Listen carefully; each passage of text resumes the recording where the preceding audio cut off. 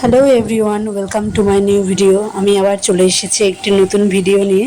দেখুন আমরা কি করলাম। আমাদের দিকে রেমালের প্রভাব কতটা পড়েছিল অবশ্যই কমেন্ট করে জানিও। আমাদের এদিকে শুধুমাত্র ঝিরিঝিরি বৃষ্টি এবং ঝড়ই হয়েছিল শুধু।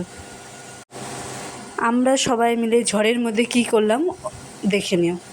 আমি কাজের জন্য বাইরে বেরিয়েছিলাম। যখন আমি বাড়িতে এসে ঢুকি তখন আমার এই ছোটো ছোটো দেওরগুলো আমাকে বলে, বৌদি ঝড়ের মধ্যে আম কুড়াতে যাবে? তখন আমি ভাবলাম যাওয়াই যায়, তো আমিও বেরিয়ে পড়লাম ওদের সাথে। এই যে দেখুন আমরা কোথায় কোথায় গিয়ে আম কুড়িয়ে আনলাম। ওদের সাথে আম কুড়োতে গিয়ে আমার সেই ছোটোবেলার কথা মনে পড়ে গেল, যখন আমরাও ওদের মতোর বয়সে বৃষ্টি হলে পরে ছাতা মাথায় দিয়ে আম কুড়োতে বেরিয়ে যেতাম। এই যে তারপর আমরা গোটা পাড়া ঘুরে কোথায় কোথায় আম পেলাম সেগুলো সব এই ক্যারি ব্যাগের মধ্যে জড়ো করেছি। এই যে দেখো আমরা সবাই কত মজা করেছি।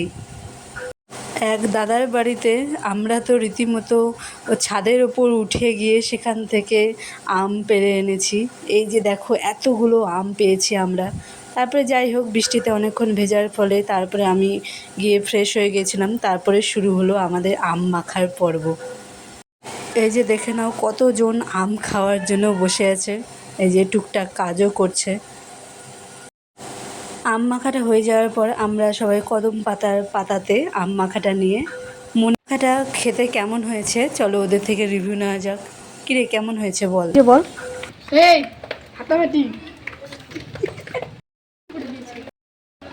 তোমাদের সাথে শেয়ার করলাম আমাদের এই বৃষ্টির দিনে আমরা কি আনন্দ করলাম সেই মুহূর্ত। তোমরাও প্লিজ কমেন্ট করে জানাবে তোমরা এই বৃষ্টির দিনে কেমন করে সময় কাটাচ্ছ। আমাদের সাথে থেকো, পাশে থেকো। Thank you.